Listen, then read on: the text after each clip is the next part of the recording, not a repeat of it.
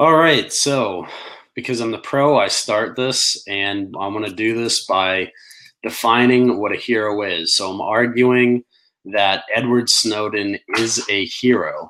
Now, most people, have different ideas of what a hero is. So, definition of a hero in this case, according to the Merriam-Webster dictionary, can be the principal character in a literary or dramatic work used specifically of a principal male character, especially when contrasted with heroine, or B, the central figure in an event, period, or movement. And I would argue that no matter where you stand as was, Edward Snowden a patriotic person? Was he a constitutional person? Or was he a traitor? That doesn't really matter with this definition of hero. Basically, I'm just going to argue the fact that Edward Snowden was a pivotal character in a major event, which is a definition of a hero according to the Merriam-Webster dictionary. Okay, can you hear me now? Okay, all right. So in September 2016, the House Intelligence Committee unanimously approved a blistering report on the activity of Edward Snowden, saying his disclosure on top secret documents and programs did tremendous damage to national security. The report said that contrary to Snowden's statements that he intended to reveal programs that intruded on the privacy of Americans, the House report concluded that the vast majority of the 1.5 million documents he stole have nothing to do with programs impacting individual privacy interests. They instead pertain to military defense and intelligence programs of great interest to American adversaries. My dog is biting my feet right now. Also, the report says Snowden did not, as he claimed, try to express his concerns about potentially illegal intelligence gathering in a way that would qualify him as a whistleblower. The committee found no evidence that Snowden took any official effort to express concerns about U.S. intelligence activities, legal, moral, or otherwise, to any oversight officials within the U.S. government, despite numerous adventures for him to do so. While he has claimed that state. Okay, so my dog is seriously biting me right now. So a hero is someone that when you look at their actions or their accomplishment, it inspired those around them. This is not accomplished by ignoring the negative impacts and effects on those same actions that are being quoted in order to try and make the person a hero. So when you're looking at the definition of a hero, a mythological or legendary figure, often of divine descent, or an illustrious warrior, or three, a person admired for achievement and noble qualities, and one who shows great courage. The actual stuff that Edward Snowden did, releasing classified documents, is not something that a mythological or legendary figure would do. It doesn't show that he's an illustrious warrior or a person admired for achievement and noble qualities. All those qualities, everything he did was not admirable qualities, nor was it noble qualities or one who shows great courage. By the mere fact that after he did it, well, he fled first, hid in a extraditionary country, then released the document, showed that was no great courage. It doesn't take great courage to do something if you're hiding out while doing it. So with that, I will pass and try to see what's going on with my dog. Yeah, so as I stated, I'm not going to argue that he's some sort of patriotic type figure. I'm arguing that he's the pivotal character in an event. And the event itself was the release of the fact that the American government was breaking the Fourth Amendment and spying on its own people. And in the words of Snowden himself, he didn't want to change society. He didn't want to, harm any of the apparatuses or anything like that. He merely said, I wanted to give society a chance to determine if it should change itself. And that's recorded in The Hill. And basically, since he released all this information, it hasn't really ramped back anything. There was one law that was changed. So basically, society, by their passiveness, has decided not to change anything, and the panopticon has continued to advance, and the surveillance state has even more stuff than previously, released, which has been found out through Vault 7 and Vault 8, which are the different actual releases of things that the surveillance state has and their actual tools. Edward Snowden basically just confirmed a lot of things that people already knew, that people within the NSA themselves, such as William Binney and Thomas Drake, had already told the public about. But because those guys tried to go through the correct channels, they weren't heard from. No one, heard their story, and they were downplayed. And the whistleblower thing wasn't used to protect them either. We live in a society where whistleblowers aren't protected. You can just look at the Seth Rich case, and you can see that whistleblowers clearly aren't protected in our society. And when you look at what Edward Snowden did, he went to a non-extraditionary country, as you said, but he was left with no other choice. And as I've recounted multiple times, it was likely the fact that he went to Hong Kong or wherever he went, the place he went was a CIA hotbed. So as he was exposing the NSA, he was likely doing so at the behest of the CIA.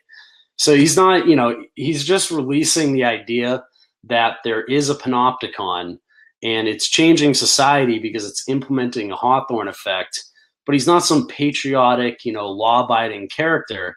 He's just heroic because what he did took courage, because what the stuff he did normally ends up in people being killed. And, that's what he is. He's not, some patriotic character, but he's a central character in a major event in our society.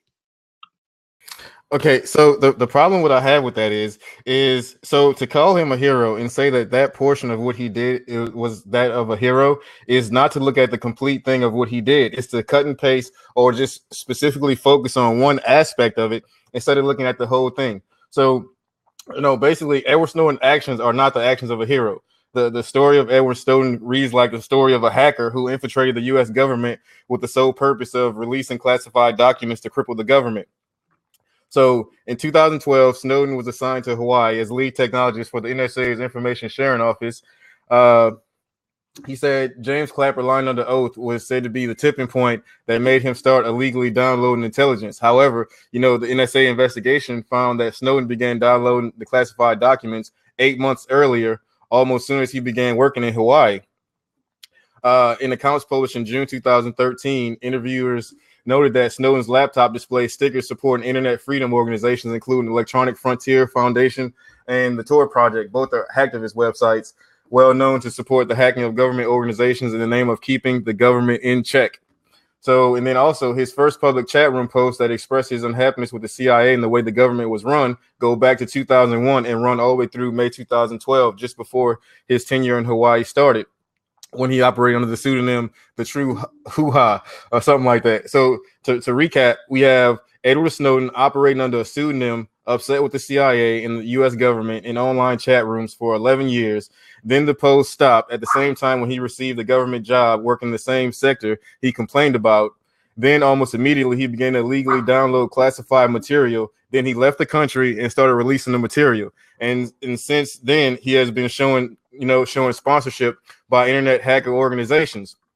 And so if you take that exact same story and you flip it, and let's say, so this is how crazy it sounds to call Edward Snowden a hero. So let's change two details about the story. Edward Snowden right now he's born in North Carolina. And so if we was to just change that and make it Edward bin Laden, say that he was born in Syria, and say that he did the exact same thing, which say Edward bin Laden, born in Syria, got a job at the NSA, was already in public chat rooms supporting and saying like he didn't support the government, and then he illegally downloaded stuff. Then he went to a non-extraditionary country and started releasing documents. He'd be called a terrorist. The whole conversation of him being a hero wouldn't even, if his last name was bin Laden, he was born in Syria, then the whole conversation of him being a hero wouldn't even be considered.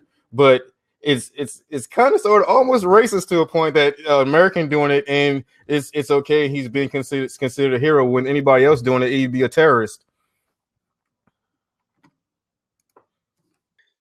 Well, if he had done it as a foreign operative that was, in a declared war with the United States, such as if he declared himself a member of the Islamic State and had gone in there and done it, then it would have been an act of war and he would have been treated as a, prisoner of war, which is a completely different thing, and you can't apply that type of stuff to American citizens.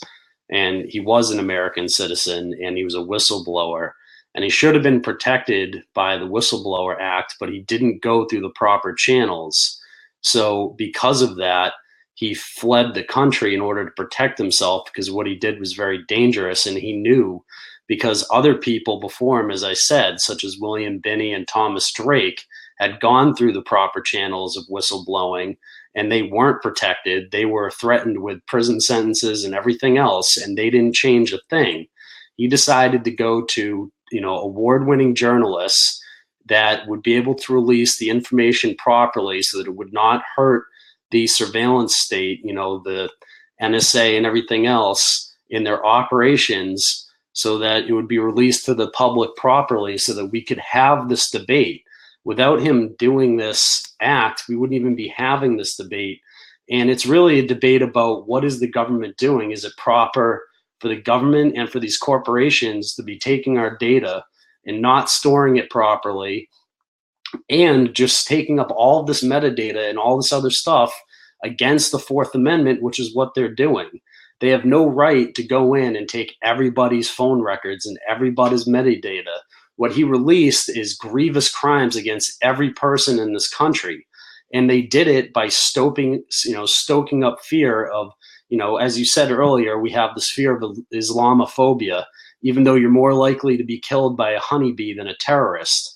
Well, what Edward Snowden was revealing to everyone is that we have such a massive and just completely useless surveillance state that it's no longer effective, right? He's just scooping up so much data that they can't analyze it properly, which is what the founders of the programs, like William Binney, who worked for the NSA, and Thomas Drake said.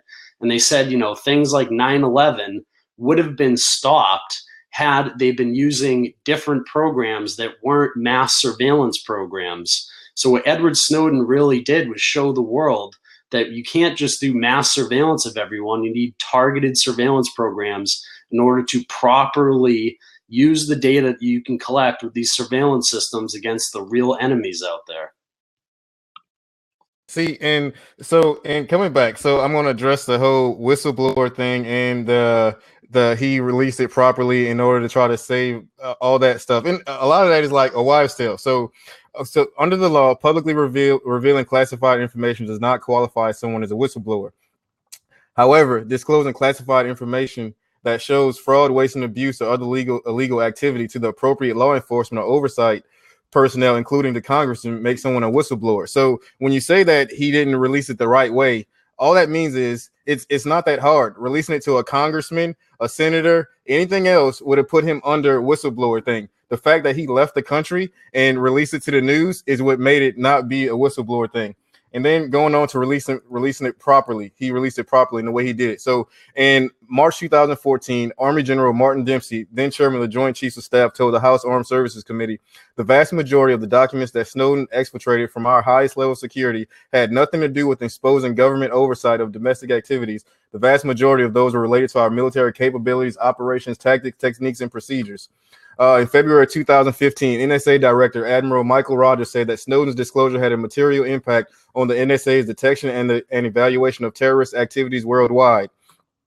In April 2015, the Henry Jackson Society, a British neoconservative think tank, published a report claiming that Snowden's intelligence leaks negatively impacted Britain's ability to fight terrorism and organized crime. On one of the New York Times publications of leaked NSA documents, they failed to properly redact the PDF it uploaded, exposing the name of the NSA agent who composed the presentation, as well as the name of the targeted terror cell, which was Al-Qaeda's operation branch in Mosul, Iraq. So we have an operative on the ground in Iraq who is gathering intelligence about terrorist activities, and their name and location and how they are gathering their intelligence is released on the internet. So what about these things right there is heroic or deserving merit? None of that whatsoever. So in August 2014, Massachusetts-based web intelligence firm named Recorded Future announced it had found a direct connection between Snowden's leaks and dramatic changes in how Islamist terrorists interacted online. Just months after Snowden's leaks, operatives of Al-Qaeda and associated group completely overhauled their 7-year-old encryption methods, which included homebrewed algorithms. So basically what I'm saying is this. to try to say that he's a hero because of like he did this about the NSA is to totally take away the fact that yeah, he may have did that, but that wasn't the only thing he did. On besides just showing the people that the United States was doing this activity, on top of all that, he put soldiers, his co-workers, NSA NSA operatives, soldiers, everybody else in harm's way and put their lives in threat. So that right there is not something that makes a hero. Like I said, to say that he's a hero is just is to take away everything and only look at just the good stuff. Yeah, so he was actually in contact with the United States government, and so was the journalist that he was working with while they were releasing the documents. And every one of the documents they released was, deemed not, putting people in danger's way by the U.S. military itself. You can Google that if you like. And the thing is, like, as I said, the dragnet surveillance wasn't working. That's, why Thomas Drake and William Binney were so frustrated with the surveillance state, and they became whistleblowers and they went to Congress, and then they got nothing changed. Not a single thing changed about anything. And more false, terror incidents and things like that continued on afterwards with the surveillance state in place until the time of Snowden's leaks. And it didn't stop anything then either. Okay, so basically the surveillance state was useless because they're gathering up too much data and they couldn't process it properly. They couldn't, look through every bit of data they were getting. And that goes for the global dragnet they had as well. It wasn't working well overseas either. And, that's why, they did these changes. And the Senate passed a law, which was the USA Freedom Act, to limit the mass surveillance of U.S. citizens because it wasn't constitutional what the NSA was doing. And the thing is like this, like we have a social contract with the government to protect our natural rights. Our natural rights are defined in the Bill of Rights. However, the Bill of Rights doesn't grant us those rights. It's just a recognition of those rights. And if the government has to go beyond taking away those rights in order to, do whatever they're trying to do, they've violated the social contract, and then there's no need for any of it in the first place anyways. They're not protecting anything from anyone. They've now become the thing that we need protection from. You can't just take away the Bill of Rights and the Constitution as the government against your own citizens. You have to uphold those things above all else. There's no reason to have a surveillance state if you're not going to protect your citizens and maintain the Bill of Rights as it is. There's no need to, violate the Fourth Amendment and swoop up everyone's data, and then you can't even protect us from anything anyways. So it's a ridiculous sentiment to say that those programs were working when people like Thomas Drake said that because of the mass surveillance, 9/11 happened when they had programs that could have identified and stopped that event from happening if they had not been doing mass surveillance and been doing targeted surveillance. Okay, so all right, so the topic of debate is about whether or not Edward Snowden did it. Well, the topic of debate is not about whether or not Snowden did a good thing by letting Americans know that the government was overstepping with the information gathering. It's looking at it saying Edward Snowden is a hero, and in order to judge whether he's a hero or not, you have to consider the merit of the complete activity, the complete act from beginning to end, the whole way through. So we have him illegally downloading classified material. We have him running to a non-extraditionary country. He then released a lot of the classified documents to the media, some of which was redacted improperly. And because once you send something to the media are not exactly NSA analysts, so they don't know how to really redact stuff. So it released activities and names of the NSA operatives and some military members. Of the three things he did, which thing makes him a hero? It's really none. As a result of the classified information that he released, it was discovered the U.S. was gathering information illegally. I'll give you that. But the names of NSA agents in the field were released to terrorist networks. The way U.S. allies were gathering intelligence was released publicly. Terrorist networks were able to see how coalition forces were gathering intelligence and then change those ways. So as we go back to the definition of what a hero is, a mythological or legendary figure, or often of divine descent, an illustrious warrior or a person admired for achievement and noble qualities and one who shows great courage.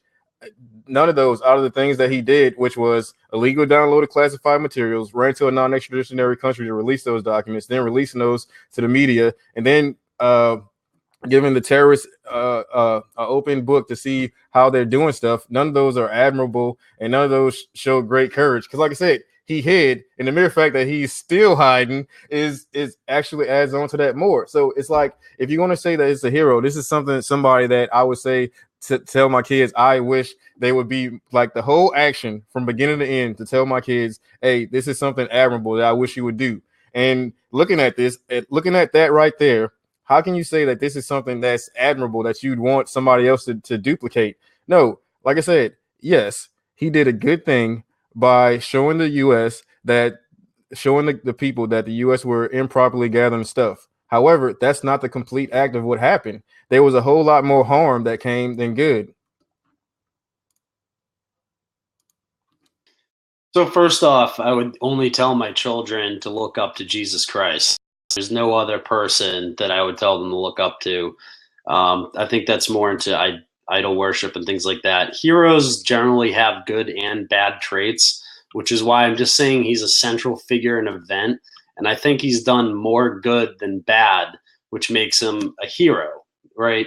Most heroes in comic books and stuff like that, they're not all good. You know, they have bad things. Sometimes they do bad things. Sometimes there's collateral damage, but the idea is it's more good than bad. And I think what Snowden did was more good than bad, because though he did reveal, you know, the operational tactics of the time, he forced the NSA and the CIA and other intelligence agencies to revise their mass surveillance programs, supposedly, to target, you know, specific people that need to be targeted and surveilled. And I would think they're doing a better job of that now, since we haven't had anything on the, you know, level of something like 9/11 since the Snowden leaks. But he also created a debate in our society, and he created a lot more accountability. You know, Google and Facebook took a series of steps to encrypt their user data, even at the risk of, you know, making governments angry because they couldn't get access to that. Apple, if you remember, took a stand after the San Bernardino leaks to keep their, you know, cell phones and stuff like that from having a backdoor access, which, according to John McAfee, would have made everyone's data on Apple devices completely vulnerable, not just to, you know, the NSA and the CIA and the FBI, but also to every modern, you know, black hat hacker out there. So, you know, this stuff that Edward Snowden did, I think, in totality, has been far better for society than bad. I think we should know, you know, what the government is up to.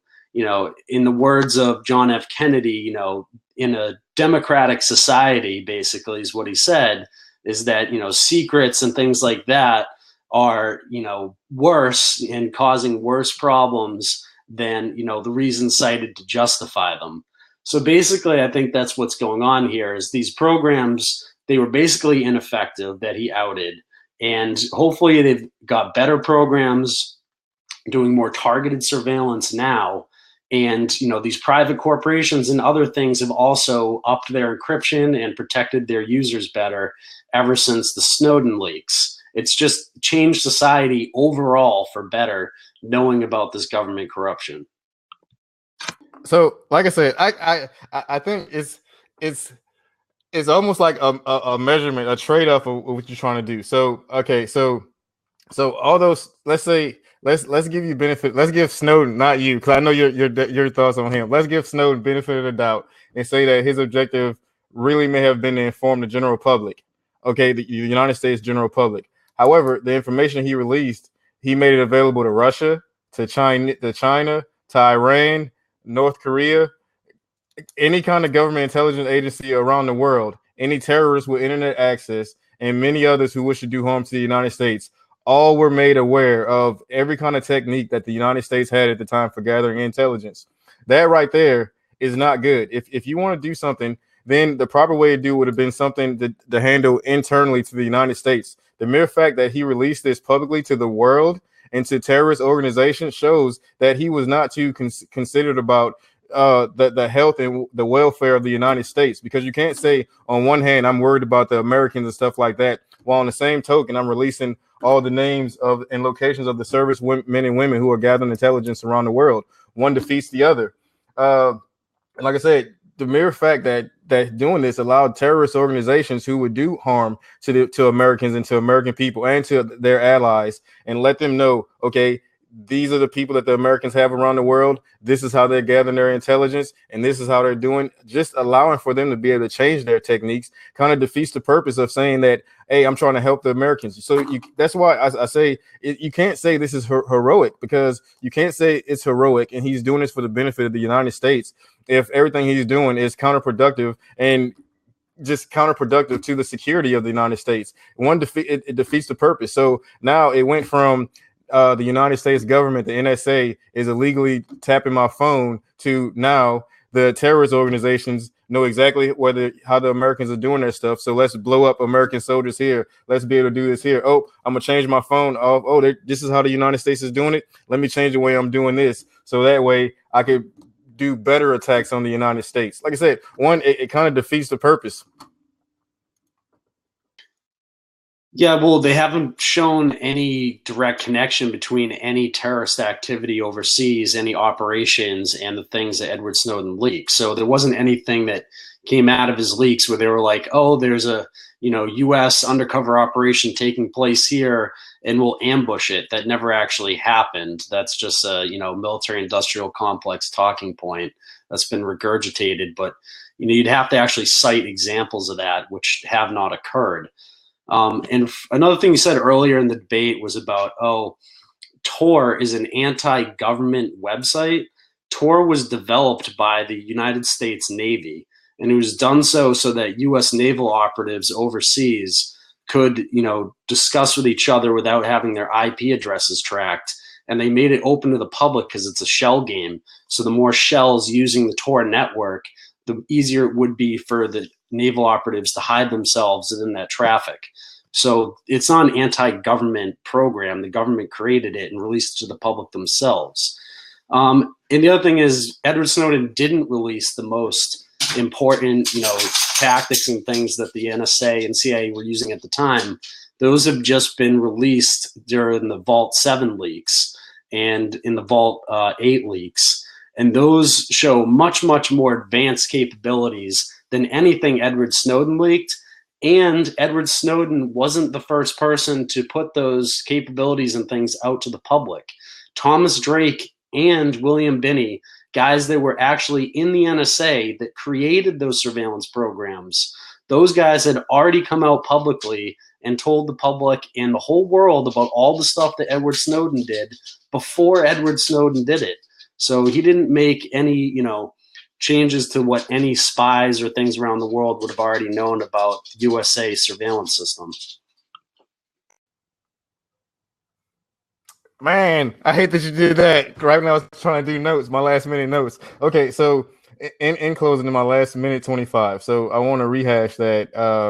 The reason why Edward Snowden is not safe under the Whistleblower Act or rules is because he didn't do it through proper channels, as in he didn't take it up the channel. There was no proof that said he tried to report it to his congressman or anything else. His first defense was to download this material and go to a foreign country and then release it to the media.